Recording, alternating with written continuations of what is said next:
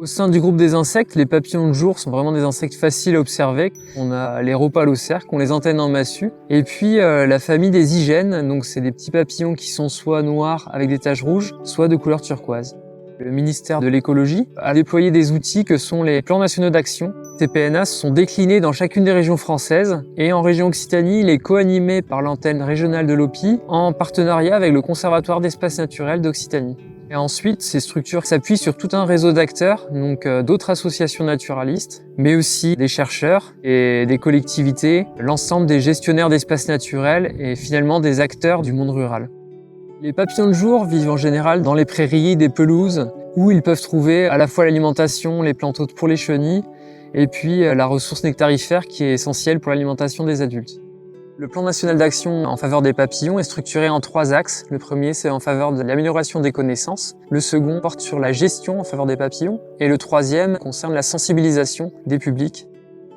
En région Occitanie, parmi les 20 espèces de priorité nationale et la quarantaine d'espèces complémentaires, certaines font l'objet d'actions vraiment spécifiques et rapprochées, comme le damier de Godard dans les Pyrénées-Orientales.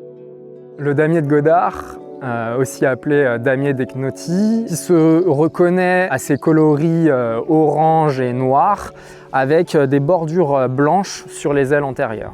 C'est une espèce qui est caractéristique d'une petite zone dans l'Aude et les Pyrénées-Orientales. C'est le seul endroit en fait où on va la trouver en France. L'espèce a besoin de 2 plantes, une au stade adulte, quand il est papillon, il va se nourrir du nectar de thym, et quand il est sous forme de chenille, il va se nourrir de la céphalaire blanche.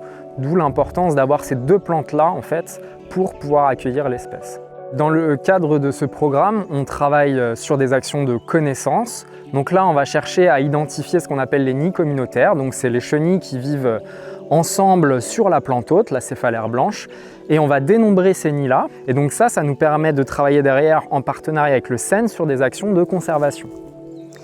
Donc sur les actions de conservation, il y a 2 possibilités sur les stations de présence de l'espèce. C'est soit l'acquisition de parcelles ou bien la prise de contact avec les propriétaires pour instaurer un partenariat. Les actions de conservation consistent en 2 types, donc du débroussaillage ou la coupe d'arbres, qui sont principalement réalisées par des entreprises externes.